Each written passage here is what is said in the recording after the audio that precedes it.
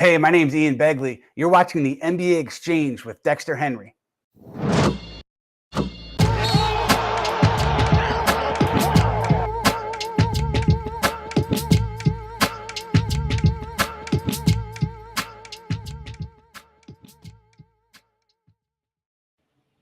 Welcome, everybody, to the Friday edition of the NBA Exchange. We're doing this a little bit later than we normally do because I had to move some things around to get my guest, who was so kind to give me some time to join me a little bit later in the afternoon. You know, we normally do this a lot earlier, but he was kind enough to give me some time. It is Gary Washburn. He is NBA writer for the Boston Globe. Known him a long time, did a lot of videos with him back in the day with the Boston Globe. We're going to talk a bit about the Celtics. They've had a crazy turnaround. We'll talk a lot about that. Gary joins me now. Gary, how you doing, man? I'm good. How's it going? Good, man. Good. Always good to see you. You know, I love your work and everything you've done. But we're going to talk a little bit about the C's up in Boston. The Celtics, they've had an interesting turnaround, Gary. Started off the season slow, but now they've won 10 out of their last 11. And I saw this tweet from you recently. In all their wins, they've never trailed. So they've been really impressive. How shocked have you been with their play recently this month of February? Yeah, it's been really surprising considering they literally were just so up and down, so inconsistent. They were 18-21 at one point, like risking not even making the play-in tournament. And now they're the 6th seed. They have a chance to really gain some ground on the teams ahead of them. So it was a real shock. I mean, they were playing good in certain spurts, and then they'd have a really bad quarter, a really bad first quarter, but the last three. So they just needed to put it together. But the fact they put it together, they've gotten completely healthy, no COVID issues, no real nagging injuries, and that they're playing really, really good defense. And this is what the new coach, Ime Udoka, has preached since he took the job, was defense first. We're going to win. We're not going to win games pretty. We're not going to be the Warriors. We're going to win games with defense and timely scoring, scoring when we need to, putting the ball in the bucket, but also stopping people. And it's just happened to work at this point. Obviously, they haven't played the greatest competition, catching Brooklyn twice when they really aren't themselves, playing teams shorthanded. But you got to play who's on your schedule, and you got to beat them. The NBA is not a league that everybody can beat everybody. So you got to commend them for being this hot. The defense, I think a lot of Celtics fans with Udoka coming in expected it to be good, right, Gary? But the offense has been, like you said, timely. That's been it. Has there been anything else that you've seen the key to this turnaround? Is it chemistry? Is there anything more with the Celtics that have been key to this turnaround that we've seen this month? Good health, obviously. They've had some injuries. Marcus Smart out. Earlier, Jaylen Brown missed some time with a hamstring injury. Jason Tatum missed time with COVID. They had everybody damn near on their team struck with the Omicron variant. And then, just nagging injuries, and then lack of chemistry, lack of practice time, all the quote unquote, you would say those are excuses because every team is really dealing with that. But they just were really bitten by that. But now that they're completely healthy, guys are buying into the system. Guys are buying into what Ime Udoka is saying. I just think it just flipped the script. I mean, they went from an 18-21 team, and now they're 36-26. So they have just done, just tremendous things, and they still have a chance to get maybe one of the top 4 seeds. That's not over. And they've played well this season against good competition. They've beaten Miami twice. They've beaten Chicago. They've beaten Milwaukee. They have a chance against the good teams. They just got to play like it throughout the rest of the season. Yeah, they got to. Right now, they currently sit at 6th in the East. They've moved up. This was a team that one time was out of the play-in tournament, 10th. Gary talked about them at 18-21. Now, they also made some acquisitions, Gary, at the trade deadline, getting Derek White, getting Daniel Theis, bringing them back. Obviously, those guys seem to fit in really well with what Udoka wants to do. How do you think they help them down the stretch of the season? Yeah, I think White's someone that they really have been targeting, and he's like a team guy, right? He comes from a system in San Antonio where there's really no superstars. I mean, that team has been built for 25 years on teamwork, on everybody pitching in, no one being, the super duper star for all the way back from Robinson and Duncan and Parker and Ginobili and even, the Kawhi days to now. So he comes from a system where he's really contributed and he's not been the star. And here they bring him off the bench. He comes in as kind of like a sixth starter and a guy who can play down the stretch of close games, so he can be in that front lineup, when they're trying to close out a game, and he can shoot the ball, he can play defense, he can do the little things. So I think that's been really important. That was a big acquisition for them. Daniel Tice kind of offers some, backup to, Robert Williams and Al Horford at the center position. He's a guy who knows the system, can hit the pick and pop a little bit, can give the hard foul, can rebound, do a little bit of everything. So when you have a chance to add a quality center like Tice, in addition to Derek White, those are two good acquisitions that they made the trade deadline. That didn't necessarily make the biggest headlines. It wasn't necessarily the biggest moves of the trade deadline, but for them, those were good moves. Yeah, I think they were. And Derek White, as you said, a guy that can just fit in really nice. He knows how to play without stars, and now playing with two top players in Brown and Tatum there. When we talk about the coach, Ime Udoka, and his impact, Gary, should more people be talking about him as coach of the year? Because this is a pretty impressive turnaround, as you said, from 18 and 21 to where they are now. Do you think he should be getting more in the conversation for coach of the year?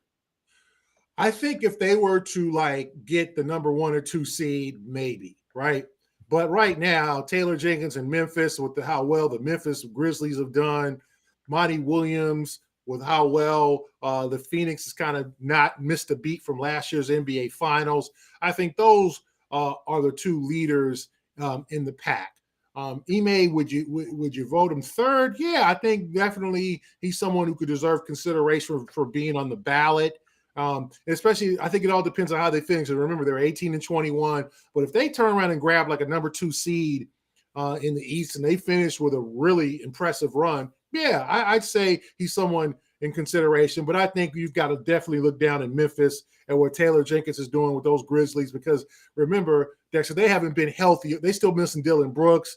They missed Ja for a minute. They have not been completely healthy all year. And this is a team that's grabbed that number 3 seed and is pushing the Warriors for the 2nd seed. So I think jumping from, let's say, I think they were the 9th seed last year and they ended up winning the play-in game and losing the first round. So going from the 9 to the 3, I think that's coach of the year material. Yeah, pretty impressive jump there for the Grizzlies, but Udoka doing pretty impressive work with the Celtics. So whenever I've talked about the Celtics the last couple of years, Gary, right, it's always been, do Jason Tatum and Jaylen Brown, do they fit? Do they work together? But now they've been playing well, despite the schedule and what you said. That noise is sort of quieted. Where are we now with how these two guys fit? Because I think they can be dangerous, considering they've had a lot of time together. They've had some deep playoff runs together, as you know. Where's the noise around these two and their pair and how they can work going forward into the future? Well, I think the noise has been quieted. I don't think either of the two were making the noise, right? Neither was saying, get me out of here, or I don't like playing with this guy. It was not either from either of them. It was from the fact that they were struggling early, and people say, well, they play the same position. Well, they're too much alike. Well, they don't help their teammates. They don't make their teammates better, or they don't help each other. And I think that's a process. And I think what Ime Udoka has done this season is pulled those two guys aside and said, listen, we need to make two guys need to make each other better. Rebound the ball, pass the ball, set pick and rolls, do little things to make the life easier for other guys on the team. That's how you become a top, player in this league. How come you become a perennial all-star and all-NBA is doing more than just scoring, because a lot of guys can score in this league. You need to be like a Jokic. You need to be a guy like a Giannis who fills the stat sheet with rebounds and assists and steals, plays defense. So I think those guys have taken that advice to heart and are doing just that, becoming more playmakers. I've seen both of those guys, especially Tatum, be more of a playmaker this year, pass the ball and not do the whole Kobe thing. I think people, Jason's idol, favorite all-time player is Kobe, and they worked together in the summer, like a year or two before Kobe tragically passed away. So there was some real influence there on Tatum, and people think that, well, he was trying to be too much like Kobe. There's one Kobe. You can't do the pump fake fade away in the face of a 7-footer like Kobe can. Just do what you do. And I think Tatum got accused of that.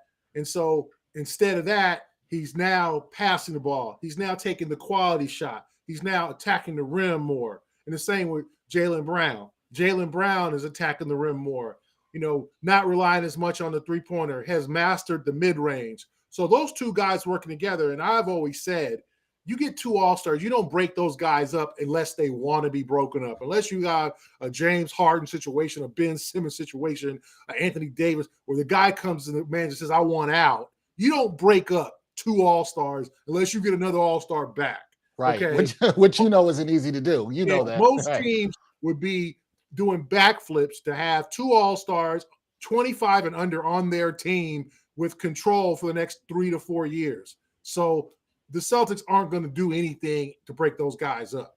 Yeah, they're clearly they're making it work. And as I said before, that noise is quieted down, and you bring up the great points about how they've become both better playmakers, and that was some of the focus from Udoka this season. The offense for the Celtics, the defense has been pretty good all year, Gary. They've been pretty solid there. We talked about the offense recently. Do you think this offensive play is sustainable where you're seeing guys hit timely shots? It's not just Marcus Smart hitting the big shot, but everybody's getting involved. Do you think this offensive play is sustainable for the Celtics?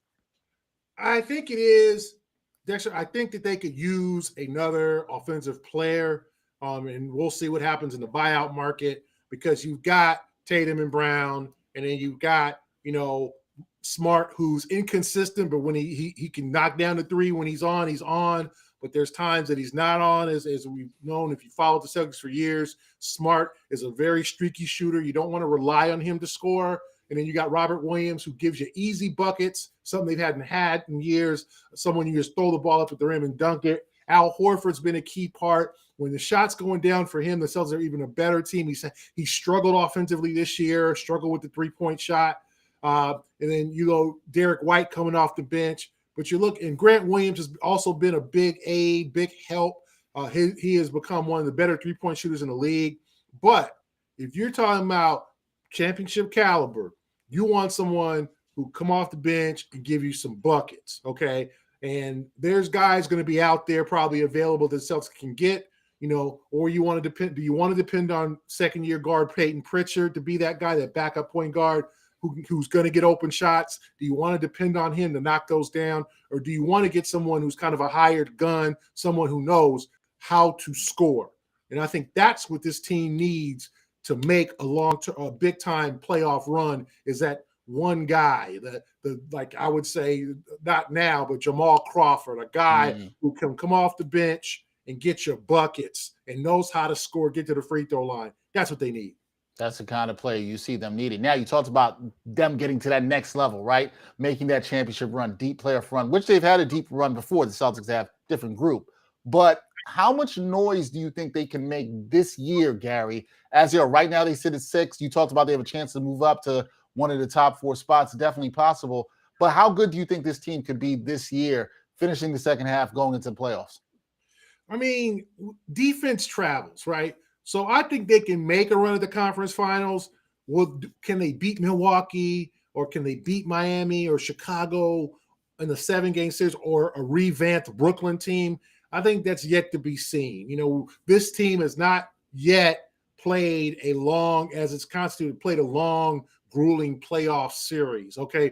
Can they beat Giannis and those guys 4 out of 7 games? Can they beat the Bulls with DeMar playing MVP caliber and Zach LaVine healthy and Vucevic and all those guys?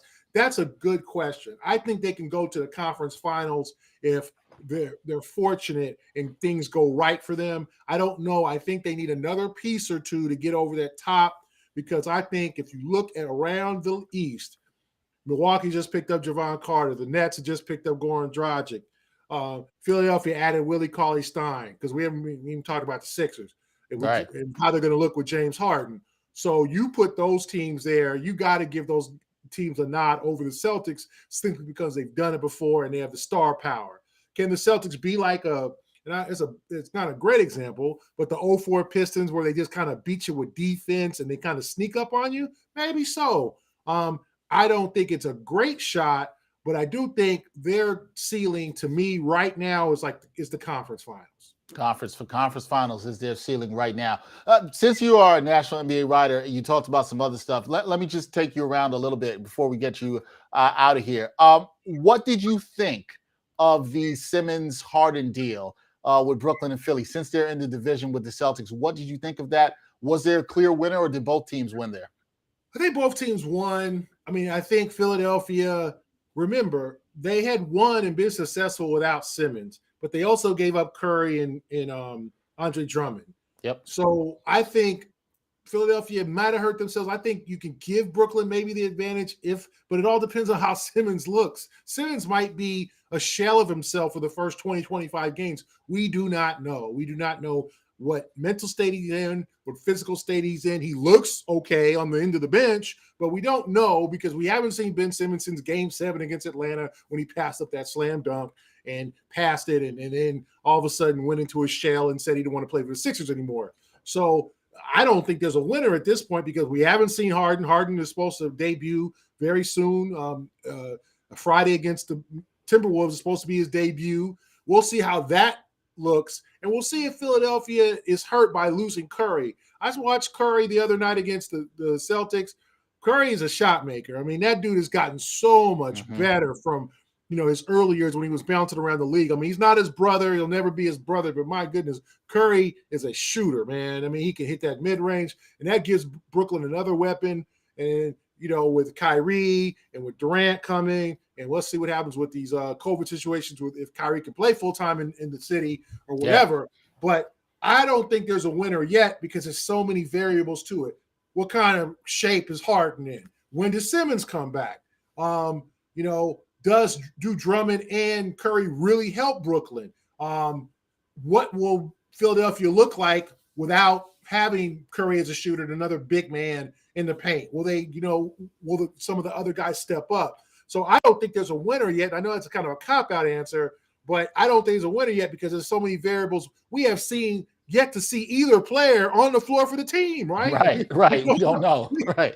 We don't know yet because we have no clue as to whether Harden's in his, later Houston shape where he's got the little beer belly and the party look, just got out the club, or is Simmons quite right? Is he right? Is he ready to play a high pressure games and play in a city like New York, where if he misses free throws, it's going to be on the back page? I mean, he didn't jump from Philadelphia to Minnesota or Charlotte. He jumped to a tougher market, or equally as tough on their athletes. So let's see how Simmons handles that. Yeah, I'm intrigued. I think you're right about that, right? We could analyze the trade all we want, but there's still so many question marks surrounding both teams in terms of who really won. And there's a lot that has to play out. With that being said, in the East, I want to ask you about around the league too, but in the East, who do you like as the favorite to come out the East right now? Who's your favorite? Because I think at the beginning of the year it was Brooklyn for a lot of people, but as you said, they have a lot of question marks. Who's your favorite to come out the East, Gary? I'm going to say the defending champs. I'll say Milwaukee Bucks. I mean, all right, until they're beaten, Giannis, Middleton, Holiday. I mean, I think that they're very good. And when they get everything together, I think they're the favorites. You got to knock off the champs. I haven't seen the team in the East because they're all beating each other. They're all going through their ups and downs. Miami's yet to be really healthy. Chicago is up and down.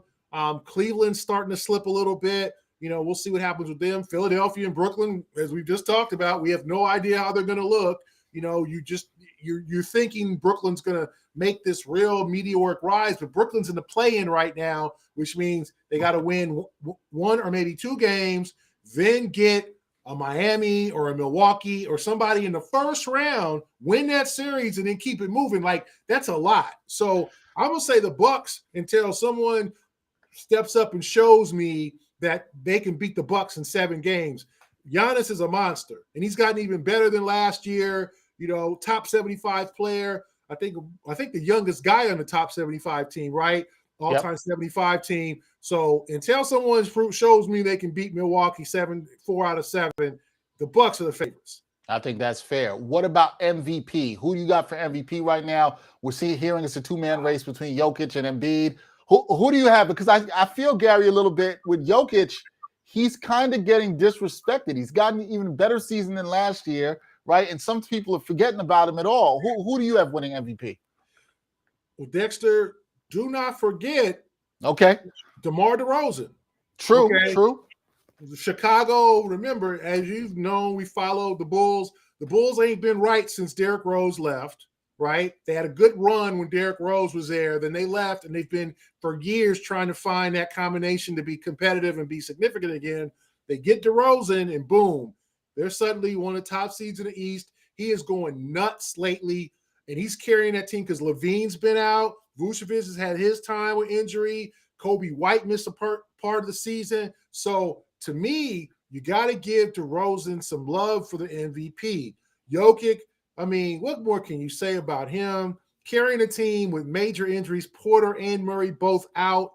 You know, he is such a great all-around player. And then Embiid is carrying the 76ers, staying healthy, staying on the floor, playing every game, and doing what he's supposed to be doing. So it's a three-man race at this point, I think. I mean, to me, I probably vote for Embiid or DeRozan, not because anything that Jokic didn't do, but Right. I just think sometimes with DeRozan being the other side of 30, a guy that people thought had been losing it a little bit in San Antonio, kind of lost a little bit of his luster when he got to the Spurs, and it was like, and then he goes to the Bulls, and so, no, I'm still a superstar. I'm a 5-time All-Star, and I'm carrying this team to the next level. So I think you got those three guys. But if I had to vote today, it would be either Embiid or DeRozan, and it all depends on how the season ends. I'm gonna wait till the last minute to make my vote. I'm not gonna vote now.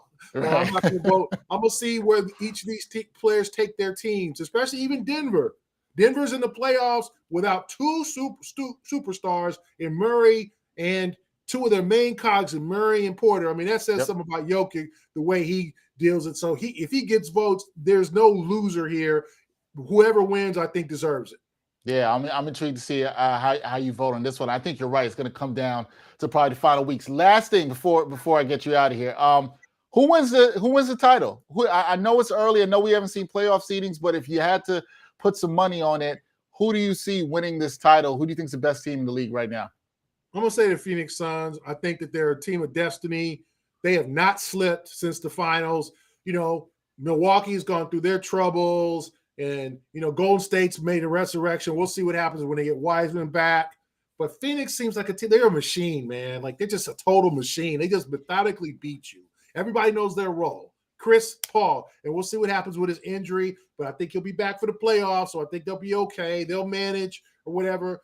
I think when they get him back, and they got Booker, and they got Aiden, and they got Johnson, and they got Bridges, and they got all these guys that know, and Crowder, guys that just know their role, under a great coach. I think it's their year. I think they're a team of destiny. I think that they've learned from last year. They kind of let that title slip away against the Bucks. They had it, and then they let it slip away. I think they learned from that experience, and I think they raised the gold ball, and I think the championship is going to Arizona.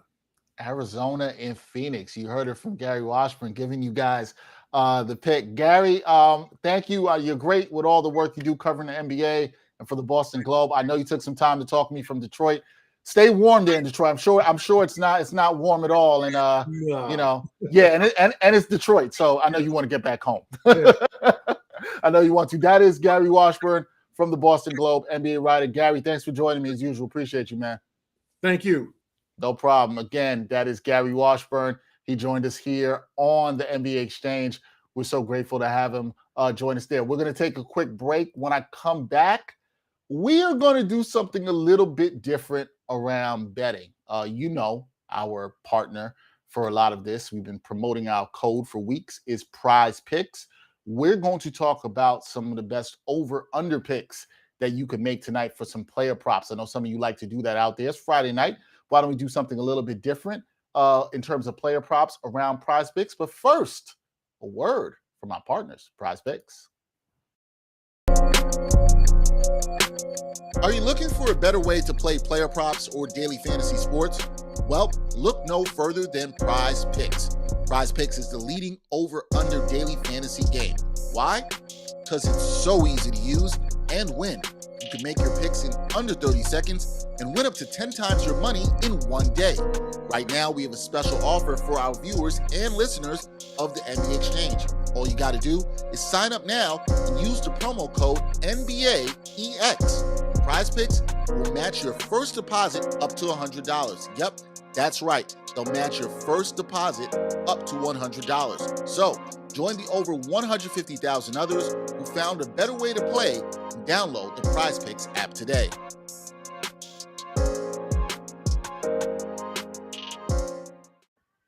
That's right. Use that promo code from PrizePicks, NBAEX. Get that first deposit up to $100. Easy money. It gets that match. So it's a pretty good deal for you out there. I've been trying to promote that to our followers, listeners of the show on this podcast. Encourage you to do that. You know, we're trying to help you out, get in the game and play a little bit. But speaking of PrizePicks, there's some good over-unders I want to touch tonight in terms of this. You know, from time to time, I like to dabble in a little bit of the player props. And when I do this and I look at player props, I'm always looking at matchups, right? Like who's really got a good advantage. If it's rebounds, it's a big man going up against a weaker front line that doesn't rebound the ball well. Does this team shoot poorly, which gives this person a lot of opportunities for rebounds? There's a lot of information you want to look at. Also, one of the things that's really dope on PrizePicks is they'll show you the history of this person hitting the over-under at this number, which might influence the way you want to put some money down. So it's something you want to look at. The information's here. We try to look at the information and, you know, come to a decision on how that best can help us. Now, looking at some stuff tonight, I even mentioned this with Gary when we were talking. We talked about the Sixers a little bit. James Harden makes his Sixers debut tonight. He will be playing with the Sixers against the Minnesota Timberwolves. PrizePicks, they got it set at 21.5 points for James Harden to score. Now, look, we know James Harden can score when he plays and he wants to, and it depends on, like Gary said, whether he's in shape or not. A lot of it depends on that.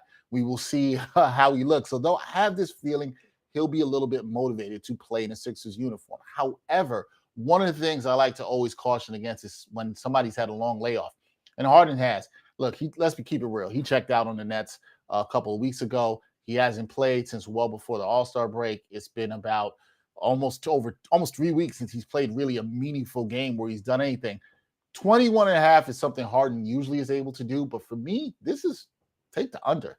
I do not like him to do that. I think he's going to have feel his way around with his new teammates, how he fits into the offense with Joel Embiid. Know that he's a gifted scorer. There is no doubting that at all whatsoever. But Harden still hasn't looked great this year. He hasn't looked right, a step slow. And again, I think he's sort of feeling his way out here. So for me, personally, I got to be out on this one right here with Harden over the 21.5 points. Now, in the last couple of games where he's played, 3 of the last 5 games he's played, he has hit over that 21.5 points.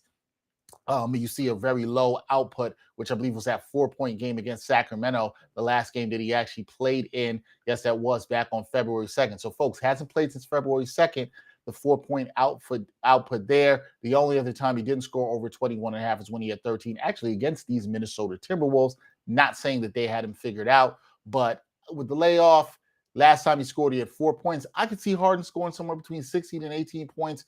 Don't really like him to score to 21.5 here. So I'm going to take the under on James Harden here. That's what I'm going to do in terms of that tonight. Now, my second one that I have involves rebounding with a guard who is known to get some triple doubles, and that's Dejounte Murray. PrizePicks has it set at 7.5 rebounds over under. They're playing the Washington Wizards. Not a good defensive team, not really a good rebounding team. They've had some injury issues at center with Daniel Gafford out. Montrezl Harrell was shipped out at the trade deadline to Charlotte. So not a strong rebounding team. And this is one where I would say if you're going to put a little more money down on Murray, yeah, I could see him getting a triple-double tonight. But in terms of the boards, the over-unders, yeah, I like Murray to grab 8 or more boards here. I can see that here tonight. We know he's aggressive. He's a really good rebounder. Again, Washington, not a good rebounding team. So I like this here. This is one I really like for Murray to do. He's covered right around that line of 7.5 for the last couple of games. Now, he hasn't been over 7.5, 8 rebounds or more in the last 4 games. He hasn't done that since February 11th against Atlanta, interesting enough, who has some decent rebounders on that team, and he got 10 boards there. But Washington also, here's the thing, guys, not a good offensive team right now. They've struggled. There will be no Bradley Beal. There is no Kristaps Porzingis. I see a lot of opportunities for missed shots and defensive rebounds for Dejounte Murray to corral. So I love this. This is my lock pick of the night in terms of prize picks. Give me Dejounte Murray over 7.5 points. Definitely there. And a reminder, you want to get in on the prize picks game, look at the prize picks code, NBA EX. Sign up with that. Match your first deposit up to $100. So definitely take a look at that. Now, my last one of the night is one of my favorite players. Everybody knows me to watch in the league. That is Luka Doncic. And this has to go with the three-pointers. Luka Doncic, we know he could jack up a bunch of them. A lot of those step-back threes, we see him take that.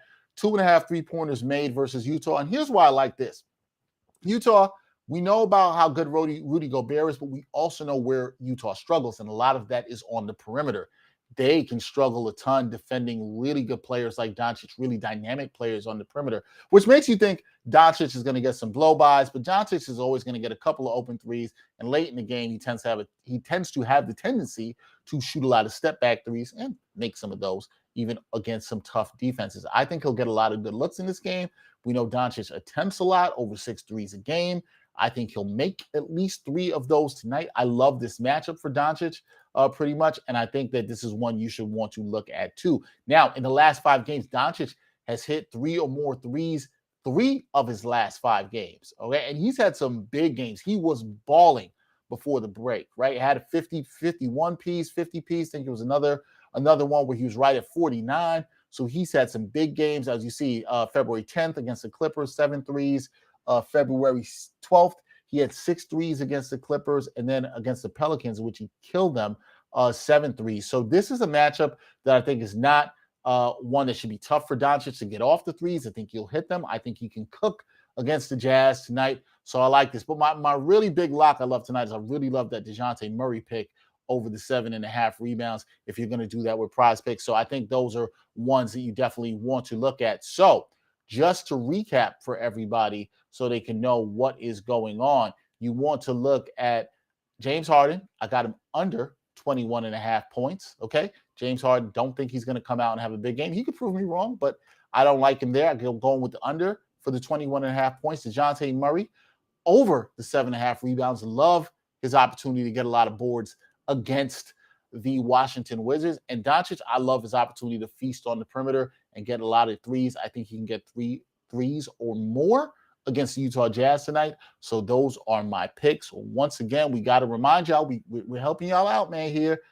Help us out if you want to. We're trying to help you out. Prize Picks code is NBAEX. First deposit that you put down gets matched up to $100. That's what Prize Picks will do for you. Really good show today.